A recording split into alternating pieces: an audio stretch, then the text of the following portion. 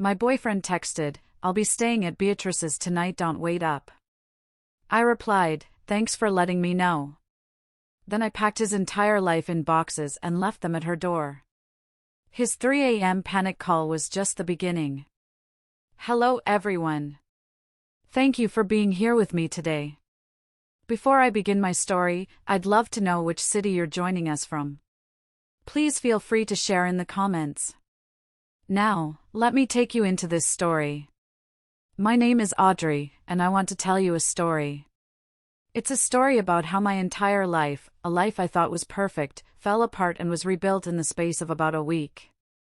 If you had met me just a little while ago, you would have seen a woman who believed she had it all figured out. I'm 25 years old. I have a steady career in software design that I worked hard for, a cozy apartment that was my own little sanctuary, and a boyfriend I thought I was going to marry. His name was Spencer. For 2 years, Spencer was my world. He had this boyish grin that could just melt away a bad day. He was the kind of charming that snuck up on you. We met through mutual friends, at a backyard barbecue one summer. I remember he spent an hour talking to me about my passion for vintage science fiction novels, asking questions, seeming genuinely fascinated. He made you feel like you were the only person in the room. I was completely smitten. Our first few years were, well, they were good. We took a road trip up the coast one fall, singing along to terrible 90s music, stopping at every little roadside diner. He remembered the little things, like how I took my coffee or my favorite kind of flower. And for a long, long time, I thought his presence in my life was fate. About 8 months before everything happened, he moved into my apartment. It felt like the natural next step, you know? We were serious. We were building a future. He'd been laid off from his marketing job a couple of months before that. It was a tough blow to his ego, I could tell. He was trying to get a new consulting venture off the ground, and he promised he'd start saving for the future, for our future, as soon as things took off. He'd sit at the kitchen table with his laptop, drawing up business plans and talking about the massive potential. So, I told him not to worry. "We're a team," I'd said, rubbing his shoulders while he stared at spreadsheets. "My salary can cover us for a while. You focus on building your dream." And I meant it. I covered the rent, the utilities, the groceries, all of it. I really didn't mind. I loved him, and I believed in him. I saw it as an investment in the life we were building together. I would come home from my own long day at the office and make dinner while he was on important calls. I'd pay the credit card bill at the end of the month, seeing his lunches and coffees on the statement, and tell myself it was a business expense, part of the networking he had to do. But lately, something had shifted. It was a subtle change, the kind you almost convince yourself you're imagining because the alternative is too painful to consider. The ambitious energy he'd had at the beginning had curdled into something else, something listless and secretive. Spencer was supposedly working late all the time, glued to his laptop in our spare room, but he never seemed to have much to show for it. There were no new clients, no progress he could explain to me. When I'd ask how his day was, it was all just vague talk about networking and getting things lined up.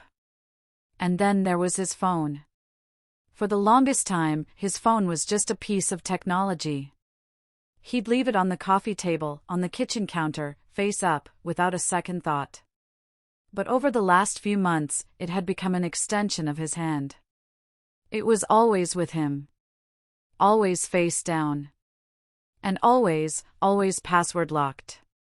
I remember one evening, a few weeks before the end, I was cleaning up after dinner. He'd left his phone on the counter and I picked it up to wipe underneath it. The way he flinched, spinning around from the sink, his eyes wide with panic, it was like I'd picked up a venomous snake.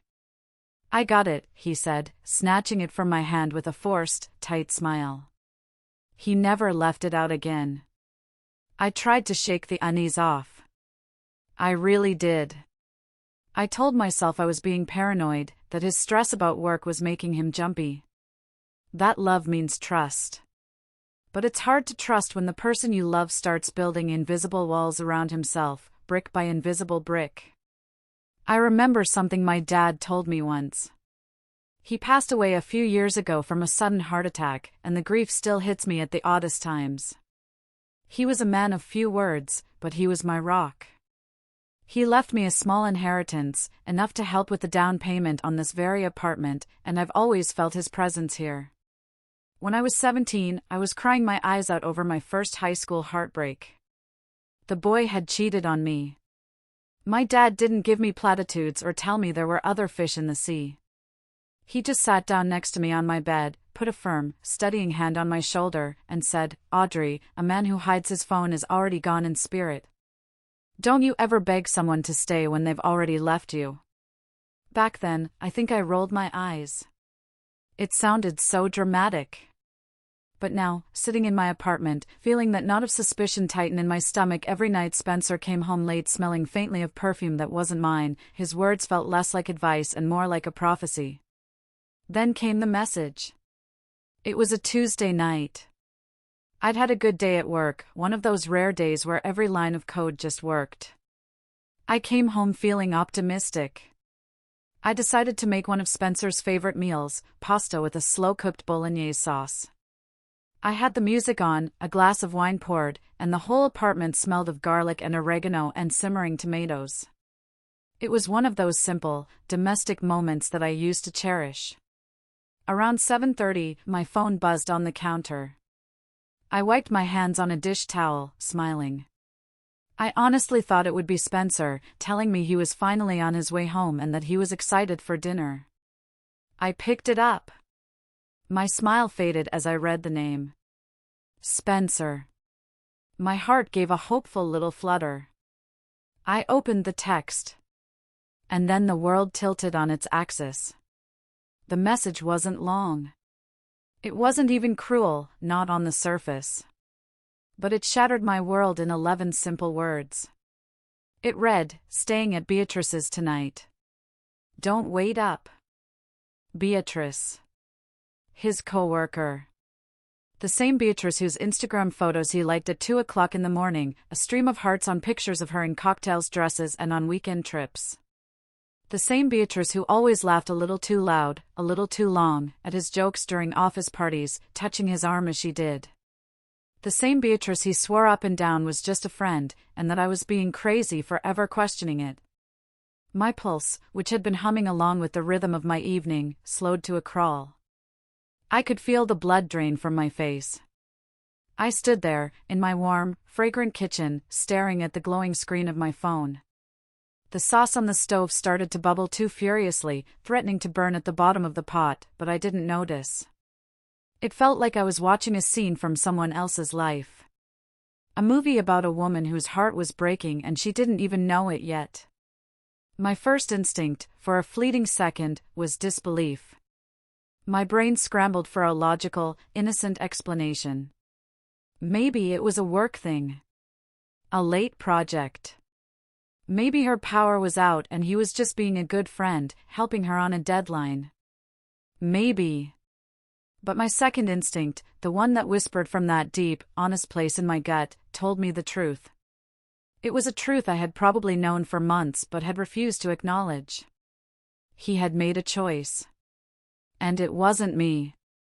He hadn't even bothered to lie this time. He just stated it as a fact.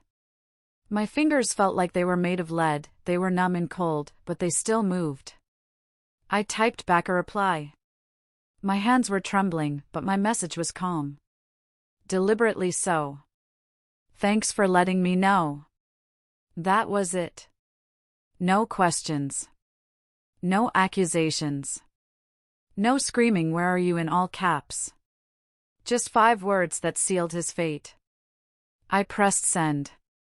I stood there in my kitchen for what felt like an eternity, staring at the skillet on the stove. I'd forgotten about the vegetables I was sautéing to go with the pasta. The onions were black now, and a thin curl of bitter smoke was stinging my eyes. Or maybe that was something else. My chest should have been on fire with rage or shattered with heartbreak. I was waiting for the wave of pain to hit me, to knock me off my feet. But it didn't come. Instead, there was just this hollow calm. It was the kind of calm that comes after the hurricane has passed and all you can see is the wreckage. You're just numb. I remembered my father's words again, clear as day. A man who hides his phone is already gone in spirit. Spencer hadn't just left for the night. He'd been gone for months. I just hadn't been willing to see it. This text wasn't a confession, it was a formality. I reached over and turned off the stove. The burner clicked off with an air of finality. The bitter scent of burnt onions filled the room. I set down the spatula on the counter with a quiet, deliberate click. The weight of betrayal was immense, it pressed down on me, threatening to suffocate me. But beneath it, another feeling was starting to bloom. It was cold, precise, and almost surgical. It was resolve. If Spencer wanted Beatrice's bed, then that's where he could stay. Permanently. I didn't scream.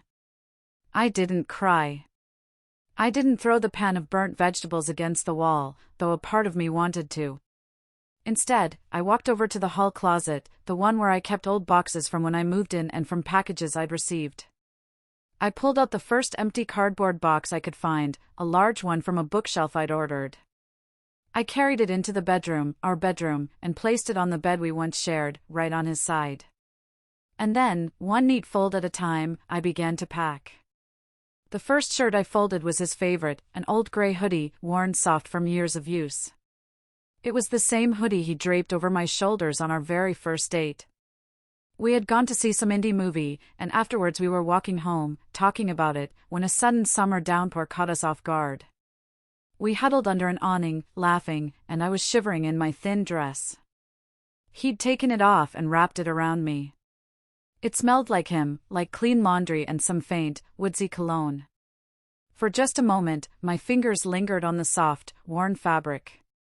The memory stung, sharp and quick, like lemon on a paper cut. Then, I pressed the hoodie flat, brutally smoothing out the memory with it. I placed it in the bottom of the box and reached for the next thing. This wasn't just packing clothes. This was an exorcism. I was dismantling a life. I was dismantling the lie I had been living for months, maybe longer. One box became 2, then 3. I worked with a strange, rhythmic efficiency that felt completely disconnected from my body. It was like watching someone else perform these tasks. My hands moved with purpose, pulling shirts from hangers, jeans from drawers. The motions soothed me. Shirt, fold, stack. Pants, fold, stack. It felt like with every crease I smoothed out, another corner of my heart was being ironed free from him. I was a machine, fueled by a quiet, cold fury. I cleared his side of the closet first. The suits he'd bought for interviews but rarely wore. The button-down shirts I'd ironed for him 100 times. The ridiculous collection of graphic t-shirts he refused to get rid of. All of it went into the boxes. Then I moved from the closet to the dresser. His cologne bottles stood there like little glass monuments to his lies. I remembered him telling me Beatrice had complimented his cologne once. At the time I thought it was sweet. Now it felt like a clue I'd missed. I wrapped each one carefully in bubble wrap, not to protect them, but because the methodical process of taping them up kept my hands from shaking. Into the box they went. Next, the bathroom. This felt like the biggest violation. It was our most shared, intimate space. His toothbrush, still damp in the ceramic holder next to mine. For a second, I had a visceral urge to snap it in half. Instead, I just dropped it into a Ziploc bag. His razor. The half-used bottle of aftershave he swore by. All of it was swept into a toiletry bag and tucked neatly into a corner of a suitcase. I even wound the cord of his electric razor with painstaking precision, as if my neatness could disguise the chaos raging inside me. I worked my way through the apartment, hunting for every last piece of him. His video game console by the TV, the tangle of wires behind it. I unplugged it all, coiling the cords neatly. the stack of games he'd bought with money from our joint account, an account that only my salary ever went into. His half-read books on the nightstand. His muddy sneakers by the front door. Nothing was spared. By midnight, the room was bare of him. It had taken 8 boxes, 2 large suitcases, and a duffel bag. His shoes, his ties, his laptop, even the silly mug he claimed his grandmother gave him, but I knew for a fact he'd bought at IKEA because I was with him when he did. I had packed every last trace. Nothing of Spencer remained.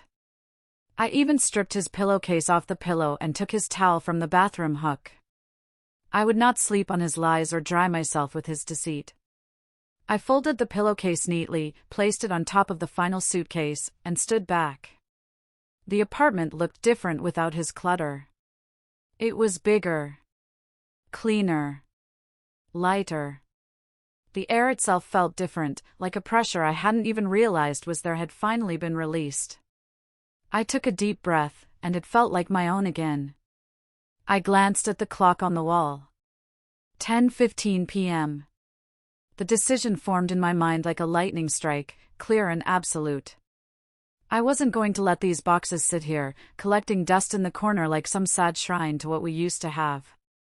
He didn't deserve a place in my home, not even in box form. They didn't belong here anymore. They belonged where Spencer chose to be. My car keys were on the hook by the door. I grabbed them, and then I started the real work. Trip after trip, I hauled the heavy boxes down the 2 flights of stairs from my apartment. My muscles ached, my arms burned, and my breath came in ragged bursts in the cool night air, but I didn't stop. It was a punishment and a purification all at once. Each thud of a box landing in the trunk of my car felt like punctuation at the end of a sentence. This is over. The finality of it was exhilarating. By 10:45, the car was packed so full I could barely see out the back window. The suspension groaned under the weight of a 2-year relationship. By 11 o'clock, I was driving across town, my headlights slicing through the darkness. I didn't turn on the radio. I just drove in silence, my knuckles white on the steering wheel. I knew exactly where I was going. I'd dropped Spencer off at Beatrice's apartment complex once, months ago, for what he'd called a team-building meeting. I remember thinking the place looked a little too chic for a simple coworker's apartment. It was one of those modern brick buildings with manicured hedges and a fountain out front, the kind of place where people pretended they had it all together. As fate, or maybe just dumb luck, would have it, a pizza delivery guy was leaving the building just as I pulled up. He held the secure front door open for me, assuming the suitcase I was dragging was my own. I gave him a tight nod and slipped inside before the door could click shut. Her apartment was 3B. On the 3rd floor. Of course. I didn't take the elevator. I took the stairs. I wanted to feel the burn in my legs. I wanted the physical exertion to match the emotional effort. As I got to the 3rd floor landing, I could hear the faint thump of music from behind one of the doors. And then, I heard it clearly. Laughter. A woman's laugh, higher pitched than mine. Sharp and carefree. I didn't linger. I didn't need to. I knew. I didn't knock. I didn't make a sound. I just started stacking. One by one, I hauled every box, every suitcase, every last bag up those stairs and arranged them neatly against her doorframe. It took me 4 trips. I worked silently, methodically. I built a wall of his life right outside her door. 8 boxes, 2 suitcases, a shrine of betrayal. It was a monument to the end of my 2-year relationship. On the very top of the pile, right at eye level, I placed a single, folded note. I'd written it in the car before I went in. The message was simple. Spencer's belongings. He's yours now. Audrey. I took a step back, pulled out my phone, and snapped a photo. Not for spite. Not to post online. But for me. It was proof. Proof for myself that I had really done it, that I hadn't just screamed into a pillow or thrown a plate against the wall. I had taken control. As I walked away, my heart didn't race. It did the opposite. It slowed down, becoming calmer and steadier with each step I took away from that door. By the time I slid back into the driver's seat of my car, the silence inside me was so complete it was almost frightening. There was no anger, no sadness. Just nothing. Emptiness. I was home by 11:30. The apartment felt gloriously, beautifully empty. The first thing I did was search for 24-hour locksmith on my phone. By midnight, a friendly, tired-looking man named Gus was at my door, changing the locks. It cost me $180. It was worth every single penny. The sound of the new lock clicking into place was the most satisfying sound I had ever heard. It was the sound of safety. The sound of a new beginning. But I wasn't done. The locks were just the physical barrier. I needed to build the digital ones, too. I sat on my sofa, the one that suddenly felt huge without him, and began the purge. I imagined I was a cybersecurity expert cleaning a system of a persistent virus. I updated the code on my electronic keypad. I went into our shared Netflix account, the one I paid for, and clicked sign out of all devices, then changed the password. No more free rides. I did the same for Spotify, for Hulu, for every single thing we shared. His digital ghost was being exorcised, one click at a time. Then, I opened my banking app. He had an emergency credit card linked to my account. He was supposed to use it for, well, emergencies.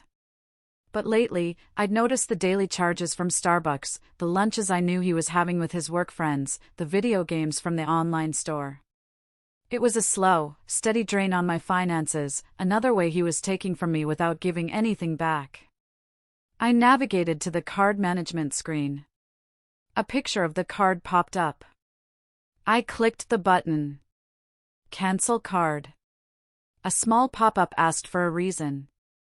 I typed, no longer authorized user. It was done. A small, simple act, but it felt like I'd just unplugged a parasite. When it was all finished, when every last digital tie had been severed, I walked to the kitchen. I saw the pot of ruined bolognese on the stove and the pan of charred vegetables. I scraped it all into the trash without a second thought. I opened the bottle of red wine we'd been saving for a special occasion. I guess this counted. I poured myself a large glass, sat back down on the sofa, and pressed play on a historical drama he always complained was too boring. At exactly 11:47 p.m., the first call came. The screen lit up with his name, Spencer. I looked at it, took a sip of wine, and let it go to voicemail. At 11:49, the second call. I ignored that one, too. By midnight, the texts began pouring in. I picked up the phone and read the first few. Audrey, what is this? Where are my things? Beatrice is freaking out. This isn't funny. Answer me. I placed the phone face down on the coffee table. The vibrations against the wood were a frantic, desperate rhythm. I let it buzz itself into exhaustion. Across town, the boxes he once called his home were now stacked neatly outside someone else's door. And here, in my quiet, clean, blessedly empty apartment, for the first time in months, I felt free. By 12:30 a.m., the buzzing hadn't stopped. My phone was lit up like a fire alarm, calls, texts, voicemails stacking one on top of the other. It was a digital tantrum. I flipped it over out of a morbid sense of curiosity. It was a waterfall of panic. Audrey, I'm serious. What the hell is going on? Beatrice's neighbors are complaining about the boxes. Pick up the phone. You can't just do this. My laptop is in one of those boxes. My whole life is in there. Your whole life? I thought. What about mine? I didn't respond. At 1 a.m., my doorbell rang. A sharp, insistent buzz that cut through the silence of my apartment. Then it rang again. And again. It was followed by the sound of fists hammering against the wood, rattling the entire frame. "Audrey!" Spencer's voice echoed through the hallway, muffled by the door but still dripping with an anger that was quickly turning into desperation. "Open the damn door! You're being insane! Let me in!" I got up from the sofa and walked to the door, my wineglass still in hand. I looked through the peephole. His face was distorted by the lens, his features twisted in a mask of fury. I leaned against the wall beside the door, my arms folded, just listening. I could see through the peephole that lights in my neighbors' apartments were starting to flick on. A petty part of me, a part one wasn't proud of but was definitely there, considered letting him shout until the whole building learned what kind of man he really was. Let them see the charming Spencer unravel. Instead, I unlocked my phone and sent him a single text message. "You chose to stay at Beatrice's. I simply helped you move." The hammering stopped. Silence. For about 10 minutes, there was nothing. I thought, maybe, he'd finally gotten the message and left. Then my phone buzzed again. It was another text from him. "You are going to regret this." A threat. How predictable. At 3 a.m., a different number appeared on my screen. It was a number I didn't recognize, but I had a feeling I knew who it was. He was probably borrowing Beatrice's phone. Against my better judgment, I answered, but I didn't say anything. I just waited. "Audrey?" Spencer's voice cracked. It was stripped of the anger now, replaced with a shaky, pleading tone I hadn't heard in years. "It's me. You have to listen. Nothing happened. I swear." I fell asleep on her couch. We were working. I almost laughed. "Nothing happened?" I asked, my voice soft, which I think unnerved him more than if I had screamed. "Then why were you at Beatrice's apartment, Spencer? On her couch? Why her apartment and not your own?" "It was just one night." "For work," he stammered, the lie sounding flimsy even to his own ears. "We were finishing a presentation. It got late, and she said I could just crash on the couch." It was innocent. "For work," I echoed, and this time a bitter laugh did escape. "Spencer, there are hotels. There are late-night diners. There are Ubers to take you back to your own bed. Don't insult my intelligence on top of everything else. Don't you dare." There was a pause on the line. I could hear him breathing, could almost picture him running a hand through his hair in frustration. Then his tone shifted again, this time to pure, pathetic pleading. "Where am I supposed to go now? My keys don't work. All my stuff is in the hallway of her building." I closed my eyes, the wine from earlier still warm in my veins. I thought about his question. I thought about him standing out in the cold, locked out of a life he had thrown away. And I felt nothing. No pity. No remorse. Just a profound sense of finality. "Where you stayed last night seems like the obvious answer," I said, my voice as calm as a frozen lake. The silence that followed was heavier than shouting. I could feel his shock, his disbelief that I wasn't going to break down, that I wasn't going to cry and beg and finally let him back in. He was used to me being his safety net. The net was gone. I ended the call before he could speak again. The next morning, I woke up feeling lighter than I had in months. The sun was streaming through my windows, and for the first time, the silence didn't feel lonely. It felt peaceful.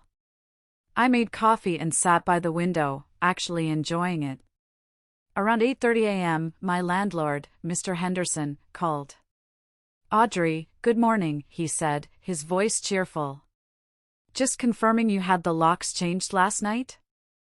Got an alert from the system." "Yes, I did, Mr. Henderson.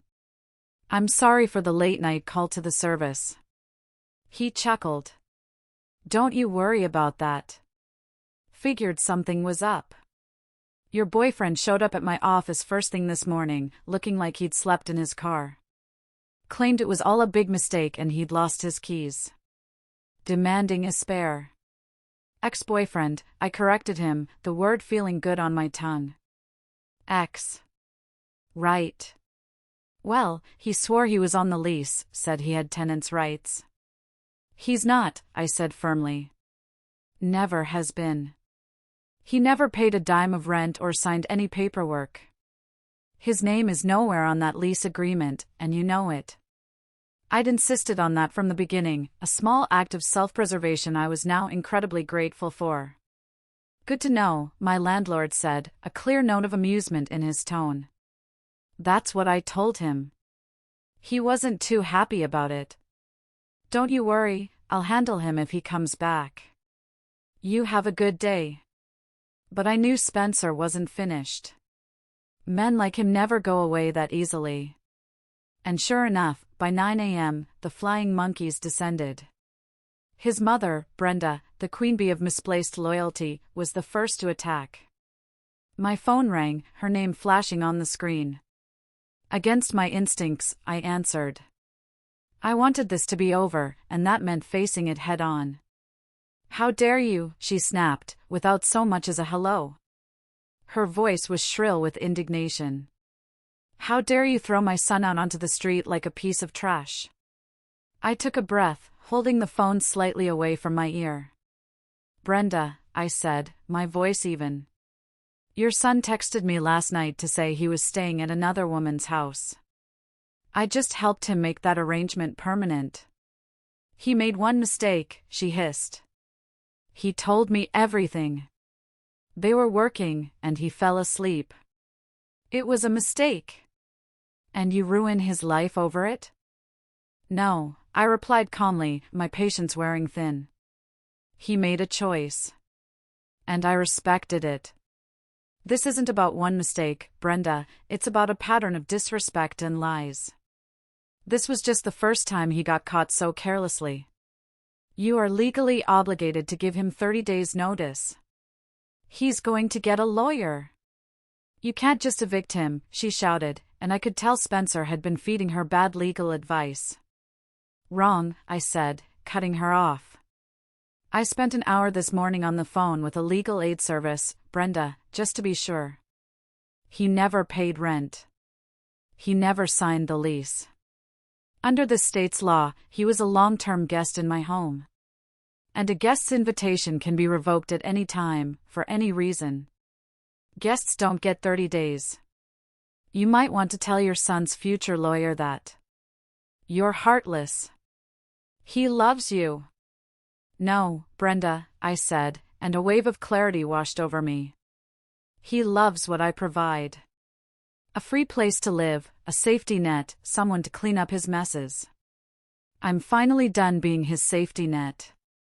She hung up on me, but not before I heard the wavering edge in her voice, as if deep down, she knew exactly who her son was. She just didn't want to admit it. Just when I thought the morning's drama was over, my phone buzzed with an unknown number.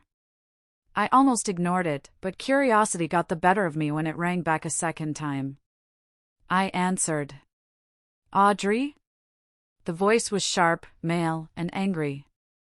This is Jared. Beatrice's boyfriend. You mind explaining why there is a mountain of some guy's crap stacked outside her door? I almost laughed out loud. The universe really did have a sense of humor. Jared, I said, my voice dripping with fake sympathy. I am so sorry you've been dragged into this. Why don't you ask Beatrice? Or Spencer? It sounds like they've been doing plenty of collaborating behind your back. That's not, she said he was having roommate trouble and she was just helping him out, he started, but I cut him off. Helping him out? Is that what she calls it? I said. Look, Jared, you don't know me, but I'm going to do you a favor. Spencer's iPad was still signed into my Wi-Fi this morning before I changed the password. He forgot to log out. I saw enough screenshots of his iMessage conversations with your girlfriend to last me a lifetime. We're talking months of this, Jared. Dinner plans, late-night chats, little heart emojis. I'd be happy to forward them to you if you'd like.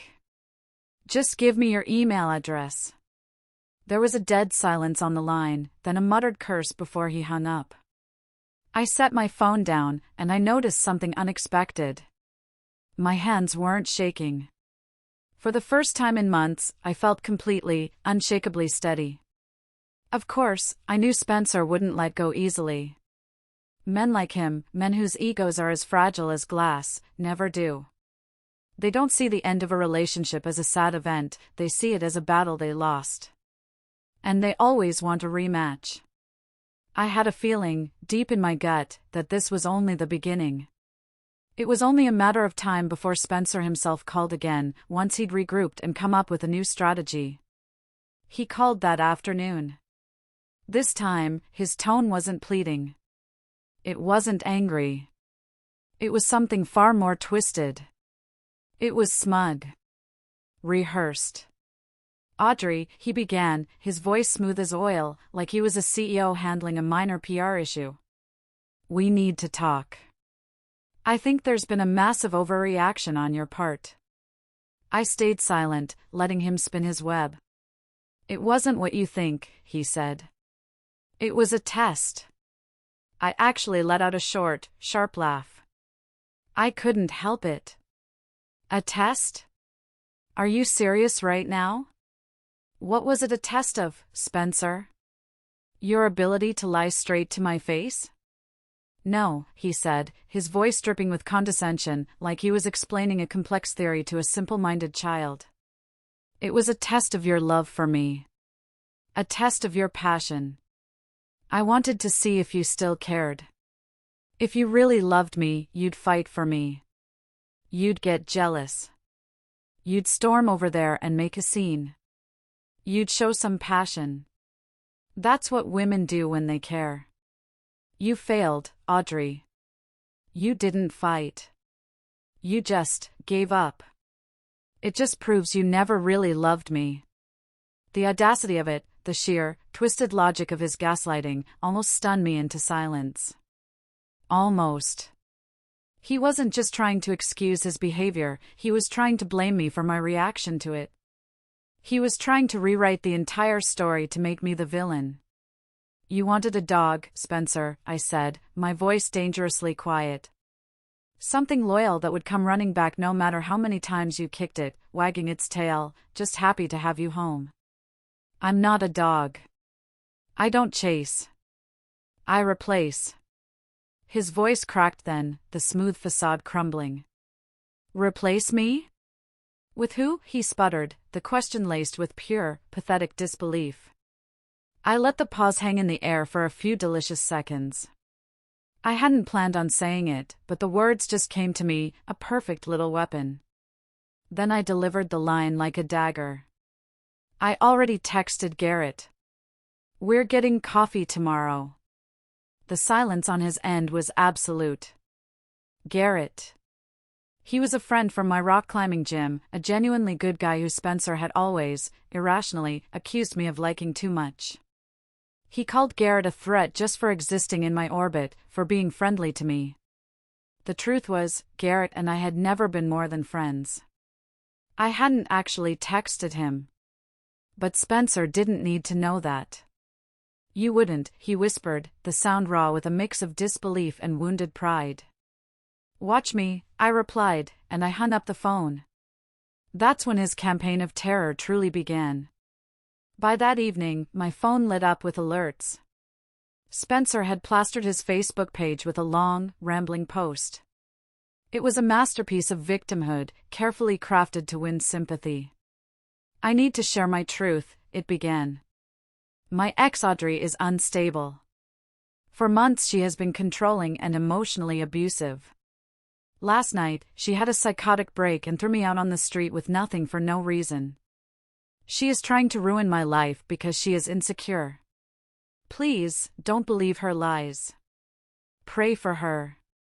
It was classic deflection. paint the victim as the aggressor. But I was prepared. I didn't engage with his post. I didn't write a long rebuttal. I didn't get into a slanging match in the comments. I simply took the screenshot I had saved on my phone, the one of his text message telling me he was staying at Beatrice's. I posted it in the comments section of his post. No caption. No explanation. Just the image. His own words, in black and white, time-stamped for all the world to see. It was like dropping a bomb. The narrative he had so carefully crafted was vaporized in an instant. The comments started to turn. People started tagging Beatrice, asking if it was true. His own friends started messaging me privately. One of them wrote, "Audrey, I am so sorry. We always knew he was a jerk, but not like this. We're on your side." Another said, "I'm done with him. This is the last straw." Even one of my own friends, who had once defended him and told me I was being too hard on him, sent me a text. "I'm so sorry, Audrey. I was wrong. He's toxic. Stay strong." By nightfall, Spencer's post was gone. Deleted. But the damage was done, not to me, but to him. And still, he couldn't stop. At 2 a.m., another message came from him. This one was almost pitiful. I was setting up a future for us. Beatrice meant nothing. You'll regret leaving me. I was going to get a big promotion and a higher salary, and then we could have started our life. You threw away our future. I stared at the words, my jaw tightening. The lies were endless. He was a drowning man, flailing and grabbing at anything to pull me down with him. But deep in my gut, I knew this wasn't just the flailing of a desperate man. He was plotting his next move. And I knew, with a certainty that chilled me to the bone, that men like Spencer don't go away quietly. The morning after his smear campaign fizzled out, I thought I'd finally get some quiet. I was wrong. At 9:15 a.m., as I was sipping my first cup of coffee in my blessedly peaceful apartment, my phone buzzed. It was a fraud alert from my bank. An attempted charge of $78.54 at the Daily Grind Cafe on your cancelled card ending in 1234 was declined. He had actually tried to use the card I had cancelled 2 days ago. The sheer nerve of it. He must have saved the number. 10 minutes later, another alert. This one was an email from a credit monitoring service I subscribe to. A new inquiry has been made on your credit report from Capital One Bank. I clicked through. Thank you for your credit application. Your request for a new credit card in the name of Audrey Cross is now under review. Spencer. He had my social security number, my date of birth, all my personal information. He was trying to open a line of credit in my name. My blood ran cold. This was no longer a messy breakup. This was a crime. This was a felony. I immediately called the bank's fraud department. I spent 30 minutes on the phone with a very helpful woman named Maria, who immediately canceled the application and placed a high-level security freeze on all my accounts. Then, I dialed the non-emergency police line. I spent the next hour on the phone with a very patient detective, explaining the entire timeline of events, from the breakup to the fraudulent application.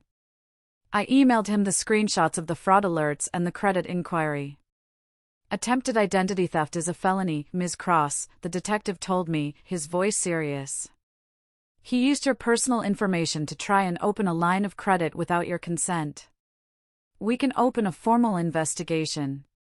Would you like to press charges? I'll think about it, I said, my voice shaking slightly. Though inside, I already knew the answer. The line had been crossed. By noon, the consequences of his actions began to multiply in ways I hadn't even anticipated. My LinkedIn profile pinged. Jonathan Mills, senior manager at TechCorp, has viewed your profile. Spencer's boss. A message followed shortly after. Hi, Audrey. Jonathan Mills here. Odd question, and I apologize for reaching out this way, but has everything been okay with Spencer lately? He listed you as his emergency contact, which is why I have your name. Also, we noticed a rather unusual salary advance request come through yesterday with your name mentioned as a justification for a family emergency. I took a deep breath and typed back a professional but firm reply. Hi, Jonathan. I appreciate you reaching out. To be clear, Spencer and I broke up 2 days ago after I discovered he was being unfaithful. He has not lived at this address since then, and there is no family emergency. I did not authorize any use of my name for financial requests.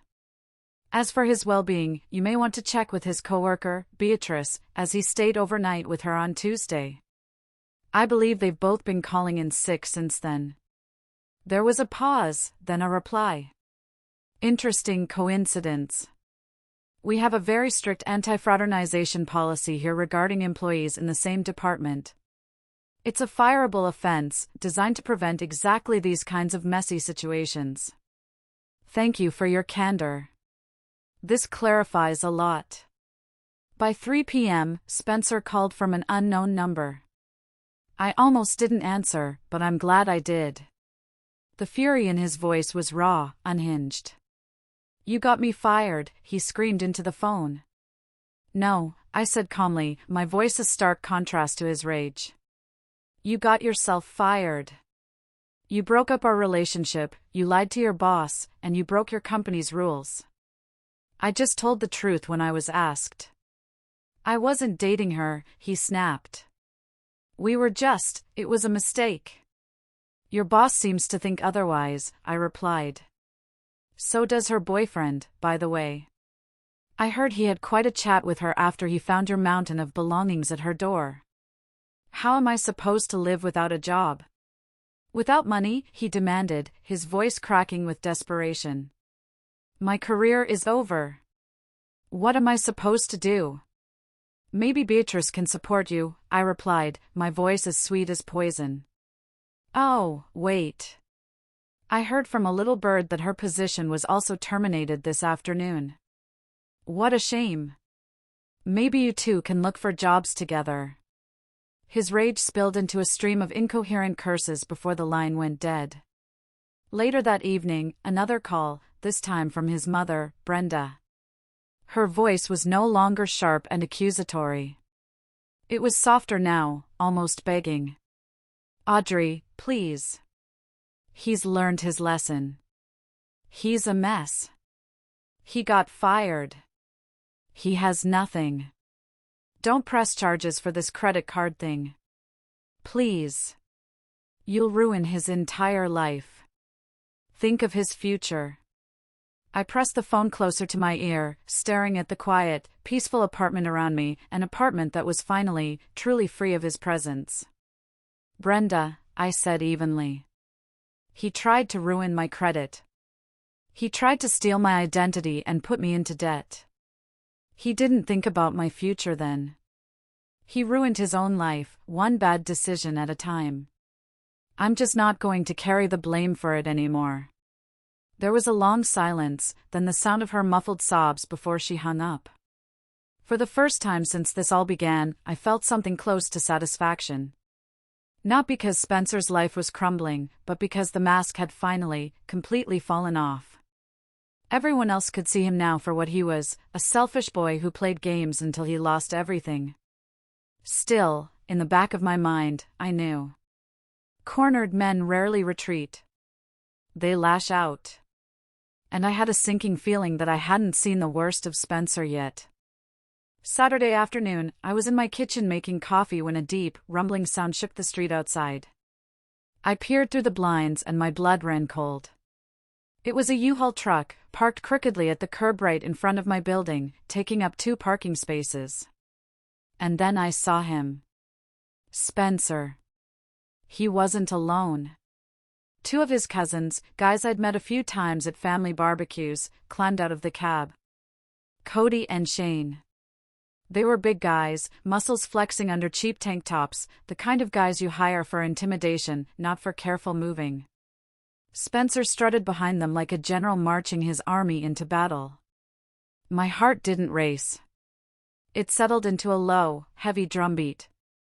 I had been waiting for this. I knew he was too arrogant to just walk away. This was his last stand. I immediately texted a group chat I'd made with my brother, Cole, and my best friend, Ramona.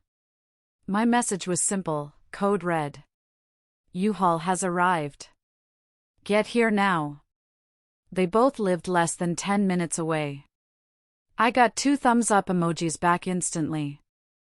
I opened my front door just enough to watch from the crack. I wasn't going to hide. This was my home. Cody was already at my front door, fiddling with the new lock with a screwdriver. Shane was hauling my patio chairs, the ones I bought last summer, toward the truck. Spencer just stood there on the sidewalk with his arms crossed, a smug smirk on his face like he'd already won. That smirk faltered when my front door opened wider. And my brother, Cole, stepped out to stand beside me. Cole is a big guy. He's broad-shouldered, a former college wrestler, the kind of man who can silence a room with just a look. He's the gentlest person I know, but you would not want to be on his bad side. He looked at the cousins, then at Spencer, and his expression was pure ice. Then, Ramona appeared on my other side, her phone already out and recording everything. "Hi, boys," she said cheerfully. "Big day for some illegal eviction, is it?" "Afternoon, gentlemen," Cole said, his voice dangerously cool. "Planning to rob my sister in broad daylight?" Cody froze, the screwdriver slipping from his hand and clattering on the welcome mat. Shane immediately put down the chairs like they were hot. Spencer's jaw tightened. "This is my place, too, Cole. I have rights. I lived here. Some of my stuff is still in there." "No, you don't," I cut in, my voice carrying louder and stronger than I expected. "Every last piece of your junk was delivered to Beatrice's door a week ago. I have pictures. You have no property here. You are trespassing." "That doesn't matter. My mail still comes here. I lived here for 8 months.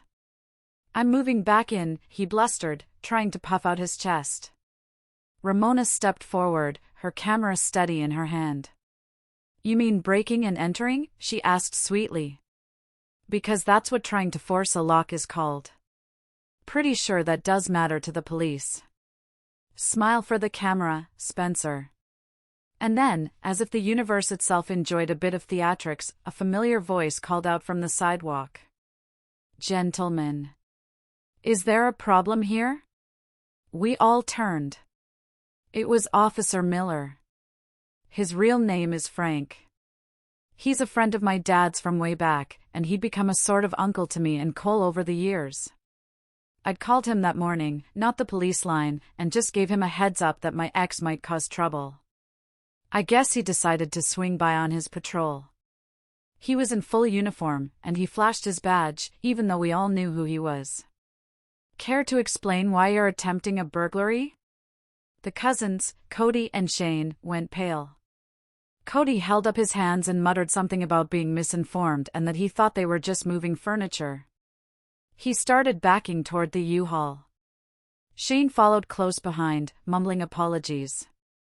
Spencer's composure finally cracked. His arrogant facade crumbled, and all that was left was desperation, bleeding through his arrogance. "Audrey," he pleaded, his voice high and strained as his backup abandoned him. "You can't do this to me. I have nowhere else to go. My mom kicked me out. I've been sleeping in my car." I folded my arms, steady as a stone. "You did this to yourself, Spencer. Every single choice you made led you right here, to this exact spot on my doorstep. But you love me," he shouted, his voice breaking. It wasn't a question. It was a demand. A last, desperate attempt to pull a string that had already been cut. "No," I said, and the truth of it resonated in my own ears, clear and strong. "I loved the man I thought you were. That man, I've come to realize, doesn't actually exist." Frank stepped closer, his hand resting casually on his belt.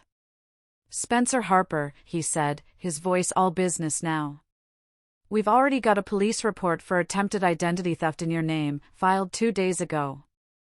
Care to add trespassing and attempted breaking and entering to the list? Spencer blanched. His eyes darted between all of us. Cole's glare. Ramona's phone. Frank's badge. He realized the battle was lost. The war was over. But he still tried to play one last, pitiful card. Audrey, please, he whimpered, tears welling up in his eyes. I can change. I know I messed up. I'll go to therapy. Just one more chance. I almost pitied him. For a split second, I saw the boy I used to love. But then I remembered the cold dread of reading that text message. I remembered the humiliation of his Facebook post. I remembered the chilling violation of the fraud alerts. You had your chance, Spencer, I said, my voice leaving no room for argument. You had it the night you chose Beatrice. You had it the night you tried to forge my name on a credit application. And you had it every single moment you chose to lie instead of telling the truth. The silence stretched on, thick and heavy. Finally, Frank pulled out his radio. Dispatch, I've got a suspect here matching the description from the 459B identity theft report. I'm bringing him in. That broke him. Spencer turned and bolted toward the U-Haul, but it was already pulling away from the curb. His own family had abandoned him. Frank caught his arm easily. Spencer didn't even resist. He just sagged, defeated. As they led him toward the patrol car, he twisted his head over his shoulder and screamed one last thing at me. You'll regret this, Audrey. You'll regret losing me. I stood there, holding the doorframe of my home, and I spoke clearly enough for the whole block to hear. No, Spencer. The only thing I'll regret is ever letting you in. The U-Haul disappeared down the street, and with it, the last of his power over me. The patrol car followed moments later. And then, silence. If you've listened this far, please do me a huge favor and like this video and comment the number 1 down below. It lets me know that you're amazing, and it tells me you've been right here with me on this whole journey. Your support is a massive encouragement for me. So please, comment with a 1 so I know you're here, and now, let me tell you what happened next. The week after Spencer's arrest was strangely, profoundly calm. It was like the air after a violent hurricane has finally passed. My apartment, which had once felt so heavy with his presence and the tension he created, suddenly felt light. The sunlight seemed to stream in more warmly. The silence was no longer suffocating, it was comforting. It was the sound of peace. I spent the first few days just being. I was relearning the simple pleasures of living alone. On Sunday morning, I made a full pot of coffee just for myself, without wondering if he'd drained the last of the beans without telling me. I sat by the window in my favorite armchair, the one he was always cluttering up with his jackets, and I read a book for 3 straight hours without interruption. That afternoon, I decided to rearrange the living room furniture. It was a physical act of reclaiming my space. I pushed the sofa to the other wall, moved the bookshelf, created a home that felt like mine and mine alone. As I worked, I played my music at full volume, all the sad, slow, folksy music he always called depressing, without his complaints. At night, I would stretch out diagonally across my entire bed, just because I could, without running into his restless, thrashing body. Freedom, I discovered, was quiet. And quiet was beautiful. Of course, there were still echoes of the storm. Brenda, his mother, left a few more voicemails. They oscillated wildly between begging me to drop the charges because I was ruining his chance at a good future and blaming me for her son's downfall. I listened to the first one, then I just started deleting them without listening. I owed them nothing. My debt of compassion had been paid in full, and it had been repaid with betrayal. I blocked her number. I blocked his cousins. I blocked anyone and everyone who was a part of his world. Then one evening, about a week later, my phone buzzed with a message. It was from Garrett, the friend from the climbing gym. The one I had used to get under Spencer's skin. I'd actually texted him after that disastrous phone call to apologize, explaining that my ex was being manipulative and I was sorry for dragging his name into it. He'd been incredibly gracious about it, telling me not to worry and hoping I was okay. His new message was simple. Hey, hope things have calmed down. Wanted to see if you wanted to grab that coffee this week? No pressure. I stared at the text for a long moment. My chest tightened, but not with dread this time. It was a nervous flutter, something that felt a little bit like hope. A part of me wanted to say no, to retreat into my safe, quiet world forever. But another part, the part that had found the strength to pack up 8 boxes and change the locks, knew that I couldn't let Spencer's ghost dictate the rest of my life. I typed back, I'd love that. When we met, it wasn't dramatic. There were no fireworks, no cinematic soundtrack playing in the background. It was just nice. It was just 2 people sitting across from each other at a small table in a sunlit cafe, sipping coffee, laughing at small things. He asked me questions about my work, about my family, about my ridiculously nerdy love for old sci-fi novels. And he listened. He actually listened, his phone tucked away in his pocket, his eyes on me when I spoke. The simplicity of it, the sheer, unadulterated respect of it, felt more healing than I could have imagined. There was no talk of exes, no drama. Just a simple, human connection. We've taken it slow since then. Cautious, but steady. A few more coffee dates, a walk in the park, a trip to the climbing gym where he patiently taught me a new technique. And maybe, just maybe, I'm starting to let myself believe that real partnership exists. Not the kind built on smoke and mirrors and manipulation, but the kind built on a foundation of respect and honesty. One night, not too long ago, I was walking through my apartment, a glass of wine in my hand. I paused by the front door, the same door where Spencer had pounded his fists, screaming for entry. The wood is smooth again. I repainted it a cheerful shade of blue. The ghosts are gone. I thought of my father's words, the ones that felt like prophecy. When someone shows you who they are, believe them the first time. It took me a while, and a lot of pain, but I finally did. Spencer showed me exactly who he was, a boy in a man's body who couldn't handle the consequences of his own actions. And I believed him. The very last text he ever sent me, right before the police took him away, was that threat, "You'll never find anyone like me." And as I stood there in my quiet, peaceful, blue-doored home, I smiled. Because he was right. I never will. And thank God for that. Thank you all so much for listening to my story. It means the world to me to be able to share it with you. If you've ever been through anything like this, or if this story resonated with you, please leave a comment down below. I read every single one. And don't forget to like and subscribe, because sharing our stories is how we remind each other that we're not alone. I'll see you in the next one. Bye now.